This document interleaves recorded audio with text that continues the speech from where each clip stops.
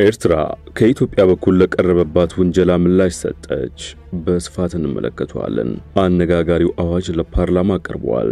ዝርዝሩን ይዘናል። ፕሬዝዳንት ቭላዲሚር ፑቲን በፍጥነት ተግባራዊ ይደረግ የተባለውን የተኩስ አቁም ስምምነት አልቀበልም አሉ።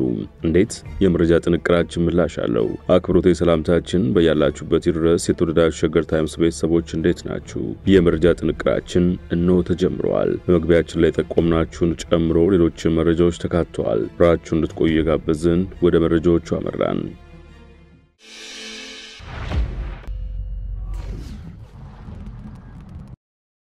ወደ ቀዳሚ መረጃ ስናልፍ የኤርትራው የውጭ ጉዳይ ሚኒስትር ኦስማን ሳልህ አስመራ በህወሓትና በትግራይ ክልል ጊዜያዊ አስተዳደር እየተካሄደ ባለው ግጭት ውስጥ ምንም አይነት ሚና እንደሌላት ተናገሩ። የውጭ ጉዳይ ሚኒስትሩ ኢትዮጵያ የጎረቤቶቿ ሉዓላዊነትና የግዛት አንድነት እንድታከብር ግፊት እንዲደረግባትም ለዓለም አቀፉ ማህበረሰብ ጥያቄ አቅርበዋል።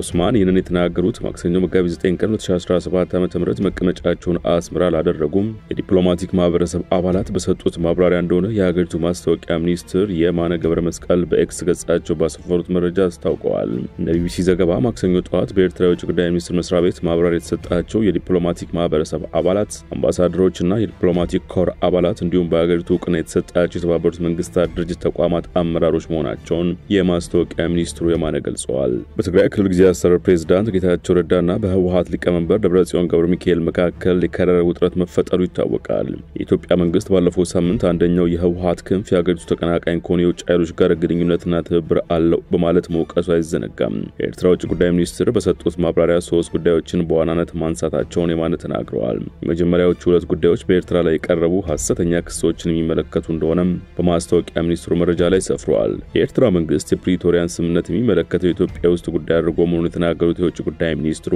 አገራቸው በስምምነቱ ሂደት ጣልቃ የመግባት ምንም ፍላጎት እንደሌላት እንደገለጹ ተጠቅሷል። በጥቅምት 2015 ዓ.ም ከጦርነቱ ማብቃት በኋላ የኤርትራ መከላከያ ሰራዊት ዓለም አቀፍ እውቅና ባለው ኤርትራ ድንበር ውስጥ መልሶ መሰማራቱን የውጭ ጉዳይ ሚኒስትሩ ለዲፕሎማቶቹ አስረድተዋል።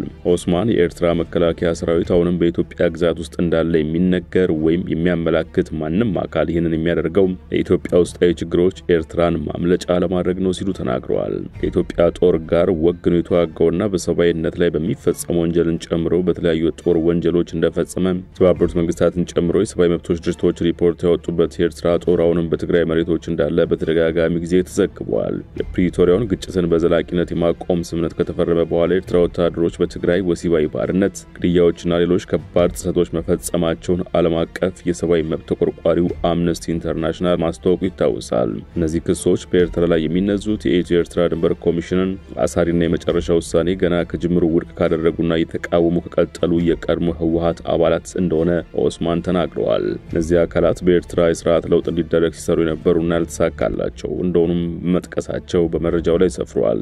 የኤርትራ ውጭ ጉዳይ ሚኒስትሩ ኦስማን ሳልህ ሀገራቸው ኢትዮጵያ ባላት በዲፕሎማሲያዊ ወይም ወታደራዊ ኃይል የባህር በርና የባህር ኃይል ቤዝ ማግኘት ተሳሳተና ያለፈበት አባዜ ግራ መጋባቷን ለዲፕሎማቲክ አባላቱ ገልጸዋል። ይህንን በተመለከተም ኢትዮጵያ የጎረቤቶቿ ሉዓላዊነትና የግዛት አንድነት እንድታከብር የዓለም አቀፉ ማህበረሰብና የሚመለከታቸው አካላት ኢትዮጵያ ላይ ግፊት እንዲያደርጉ ኤርትራ ጥሪ እንዳቀረበችም የማስታወቂያ ሚኒስትሩ በኤክስ ገጻቸው ባሰፈሩት መረጃ አስታውቀዋል።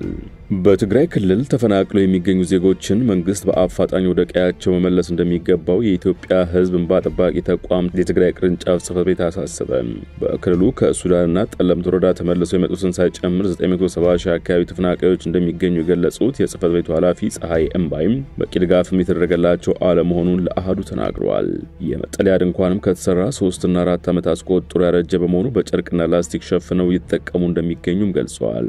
አክለውም የተፈናቃዮቹ አለመመለስ በትምህርት ስርዓቱና ሌሎች ማህበራዊ ህይወቶች ላይ ችግር እየፈጠረ በመሆኑ መንግስት ለጉዳዩ ትኩረት መስጠት አለበት ብለዋል። በመሆኑም የሁሉ ችግር ሊቀረፍ የሚችለው ግን ወደ ቀያቸው መመለስ ሲችሉ ብቻ እንደሆነ አጽንኦት ሰጥተዋል። የአሜሪካ ዓለም አቀፍ ተራድኦ ድርጅት USAID እርዳታ ማቋረጡን ተከትሎ በተለይም ተፈናቃዮች ላይ ምን አይነት ተጽዕኖ ሊያሳድር ይችላል በሚል ለተነሳላቸው ጥያቄም ቀድሞውን የነበረ ችግር እየተባባሰ እንደሚሄድ ስጋታቸውን በመግለጽ ምላሽ ሰጥተዋል። በእርዳታ ሰጪዎች አማካይነት ለጥቂቶች ብቻ ድጋፍ ሲደረግ ለብዙሃኑ እንደተደረገ ተደርጎ መረጃ ስለሚሰራጭ ይሄ በራሱ በተፈናቃዮች ላይ ጫና ሲፈጥር የቆየ መሆኑን በማንሳት በውጭ እርዳታ ተመርኩዞ የሚደረግ ድጋፍ ዘላቂ ስለማይሆን ዋነኛው መፍትሄ መንግስት በራሱ አቅም ማገዝ ሲችል እንደሆነ ኃላፊው ጨምረው ተናግረዋል።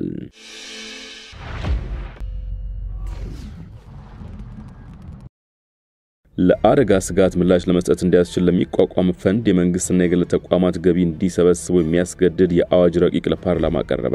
የመንግስትና የግል ተቋማት ከሚሰጧቸው የተለያዩ አገልግሎቶች ለአደጋ ስጋት ምላሽ ፈንድ የሚሆን ገቢ እንዲሰበስቡ የሚያስገድድ የአዋጅ ማሻሻያ ነው ለፓርላማው የቀረበው። የሚጠበቅበትን ገቢ ሰብስቦ ወደ ፈንዱ ወይ ባንክ ሂሳብ ያላስተላለፈ ድርጅት ወይም ተቋም ከሚጠበቅበት ገንዘብ በተጨማሪ 10 ከመቶ የባንክ ወለድ ቅጣት እንዲከፍል በአዋጁ ይገደዳል። እነዚህን ግዴታዎች ያካተተውና ትናንት ማክሰኞ ለፓርላማ የቀረበው የህግ ረቂቅ የኢትዮጵያ አደጋ ስጋት ስራ አመራር አዋጅ የሚል ስያሜ ያለው ነው። የአዋጁ ረቂቅ ካሉት 7 ክፍሎች መካከል አንዱ ለአደጋ ስጋት ምላሽ ለመስጠት እንዲያስችል የሚሰበሰብ የገንዘብ ሀብትን የተመለከተው ነው። የኢትዮጵያ አደጋ ስጋት ምላሽ ፈንድ የሚል መጠሪያ ያለው ይህ የገንዘብ ሀብት በቅድመ አደጋ፣ በአደጋና በድህረ አደጋ ወቅቶች ለሚወሰዱ የአደጋ ስጋት ቅነሳ፣ ምላሽና መልሶ ማቋቋም ተግባራት የሚውል እንደሆነ በአዋጁ ረቂቅ ላይ ሰፍሯል። ይህ ገንዘብ ቅጽበታዊ አደጋ ሲፈጠርና የተከሰተው አደጋ በአስቸኳይ ምላሽ ቅድሚያ መስጠቱ አስፈላጊ መሆኑ ሲታመንበት ጥቅም ላይ ሊውል እንደሚችል የአዋጁ ረቂቅ ያስረዳል። የዕለት ደራሽ ሰብአዊ ድጋፍ፣ ምግብና ምግብ ነክ ያልሆኑ ስትራቴጂክ መጠባበቂያ ክምችት ለማምረት አሊያም ግዢ ለመፈጸም ይህን ፈንድ መጠቀም እንደሚቻል በአዋጁ ላይ ተገልጿል። የክምችት መጋዘኖችን አቅም ለማሳደግና ተያያዥ መሰረተ ልማትን ለማስፋፋት ፈንዱ አገልግሎት ላይ ሊውል ይችላል። ፈንዱን በበላይነት የመምራትና የማስተባበር ሚና በአዋጁ የተሰጠው ለኢትዮጵያ አደጋ ስጋት ስራ አመራር ኮሚሽን ነው። ለፈንዱ የሚሆን ገንዘብ የሚሰበሰብባቸው ምንጮች የትኞቹ እንደሆነ በዝርዝር አስቀምጧል።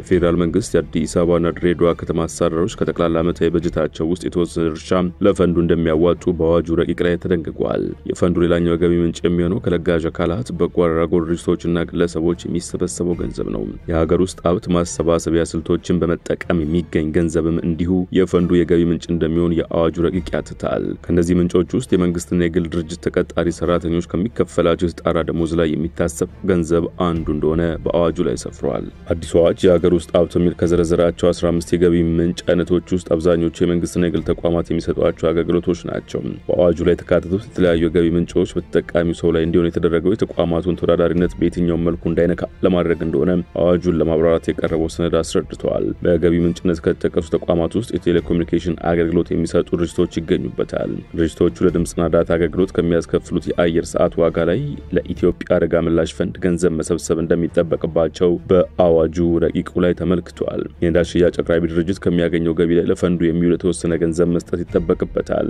ከበረራ ትኬት ሽያጭ፣ ከፓስፖርትና ቪዛ አገልግሎት ክፍያ፣ የንግድ ፍቃድ በሚወጣበትና በሚታደስበት ጊዜ በቁርጥ የሚታሰብ የፌዴራል ሰነዶች ማረጋገጫና ምዝገባ አገልግሎት ለሚሰጡ አገልግሎት ከሚከፍለው ዋጋ ላይ የሚታሰብ ገንዘብ በተመሳሳይ የፈንዱ የገቢ ምንጭ ይሆናል። የዲጂታል ባንኪንግ አገልግሎት ተጠቃሚዎች ከሚከፍሉት የአገልግሎት ክፍያ ላይ የሚታሰብ ገንዘብን በተመሳሳይ ለፈንዱ ይውላል።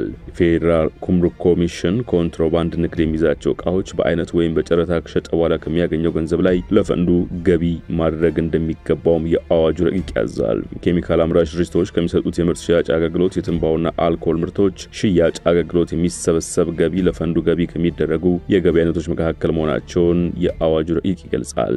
የባህር ትራንስፖርትና ሎጂስቲክ አገልግሎቶች ሽያጭ ላይ የሚሰበሰበው ገንዘብ ሌላው ለፈንዱ የሚውል የገቢ ምንጭ ነው። ከሌሎች ምንጮች የሚገኝ ገንዘብን ፈንዱ በገቢነት ሊጠቀም እንደሚችል በአዲሱ አዋጅ ላይ ተቀምጧል።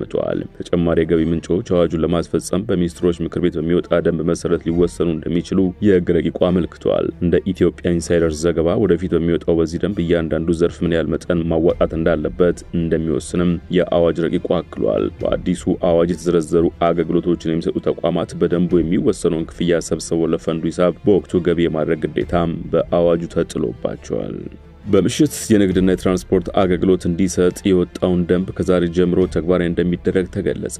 የአዲስ አበባ ከተማ ንግድ ቢሮ በምሽት የንግድና የትራንስፖርት አገልግሎት እንዲሰጥ ለማድረግ የወጣውን ደንብ ቁጥር 185/2017 ከዛሬ ጀምሮ ተግባራዊ ማድረግ መጀመሩን አስታውቋል። ቢሮው የአዲስ አበባ ከተማ አሁን ከደረሰችበት ኢኮኖሚያዊና ማህበረሰባዊ ለውጥ አንጻር አብዛኛው ማህበረሰብ የሥራ ባህልና ፍላጎት በመለወጡ የንግድ ስራዎችና አገልግሎቶችን በምሽት መከወን እየተለመደ የመጣውን ተግባር ወጥነትና ቀጣይነቱን ማረጋገጥ ማስፈለጉን ጠቁሟል። ለዚህም ደንቡ በመውጣቱ የደንብ ቀደም ብሎ የከተማ አስተዳደሩ ካቢኔ ያስተላለፈውን ውሳኔ ለማስፈጸም በመሆኑም ከዛሬ መጋቢት 10 ቀን 2017 ዓ.ም ጀምሮ ሙሉ በሙሉ ተግባራዊ መደረግ መጀመሩን የቢሮው ኃላፊ ሀቢባ ሲራጅ ተናግረዋል። በመሆኑም በከተማዋ በስፋት እየተከናወነ የሚገኘው መሰረተ ልማት በኢኮኖሚ ላይ የፈጠረው መነቃቃት አጠናክሮ ለማስቀጠል፣ የሥራ ባህልን ይበልጥ ለማዳበር፣ የኢኮኖሚ እድገትን ለማፋጠን፣ የከተማዋን ተወዳዳሪነት እውን ለማድረግ ቀን ከሚሰጠው አገልግሎት በተጨማሪ በምሽት የንግድና አገልግሎት መስጫ ተቋማት ተቋማት አገልግሎት የሚሰጡበት ምቹ ሁኔታ መፍጠር አስፈላጊ መሆኑን ገልጿል። በደንቡ የተካተቱ ዋና ዋና ጉዳዮች ማብራሪያ በሁሉም የመገናኛ ብዙሃን አውታሮች አማካይነት ማህበረሰቡ እንዲያውቃቸው እንደሚደረግና ደንቡን የማስተዋወቅ ስራ እንደሚሰራ መግለጻቸውን ከቢሮ የተገኘው መረጃ ያመለክታል።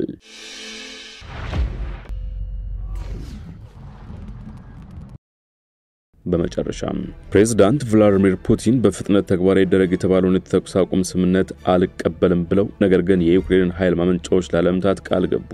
ፑቲን ይህን ያሉት ከአሜሪካ አቻቸው ዶናልድ ትራምፕ ጋር ካደረጉት የስልክ ልውውጥ በኋላ ነው። የሩሲያው መሪ ለአንድ ወር የሚቆይ የተባለውን ሁሉን አቀፍ የተኩስ አቁም ስምምነት ውድቅ አድርገውታል። ይህ የተኩስ አቁም ስምምነት በቅርቡ የአሜሪካና የዩክሬን ባለስልጣናት በሳውዲ አረቢያ ያረቀቁት ነው። ፑቲን እንዳሉት ይህ ሁሉን አቀፍ የተኩስ አቁም ሊሰራ የሚችለው የውጭ ኃይሎች ለዩክሬን የሚያደርጉት የመሳሪያና የመረጃ አቅርቦት ካቆሙ ብቻ ነው። የዩክሬን አጋር የሆኑ አውሮፓውያን ሀገራት ከዚህ ቀደም ይህን የፑቲን ቅድመ ሁኔታ እንደማይቀበሉት አስታውቀው ነበር። በሳውዲ መዲና ጅዳ በዩክሬን ጉዳይ የሚደረገው ንግግር እንደሚቀጥል መካከለኛው ምስራቅ የአሜሪካ ልዑክ የሆኑት ስቲቭ ዊትኮፍ መናገራቸውን ቢቢሲ ዘግቧል። ሩሲያ ከ6 ወራት በፊት በዩክሬን ቁጥጥር ስር ብሎ የነበረውን የኩርስክ ግዛት በቅርቡ ባካሄደችው ዘመቻ ማስለቀቅ ችላለች። ማክሰኞ ዕለት ትራምፕና ፑቲን ካደረጉት የስልክ ልውውጥ በኋላ አሜሪካ ባለፈው ሳምንት ታሳይ የነበረውን አቋም የለወጠች ይመስላል። ነገር ግን ሁለቱ መሪዎች ጦርነቱን ለመክታት ተጨማሪ ንግግሮች እንደሚያሹ መስማማታቸው ተሰምቷል። የመረጃ ጥንቅራችን አበቃ። በያላችሁበት ሰናይ ጊዜ ይሁንላችሁ።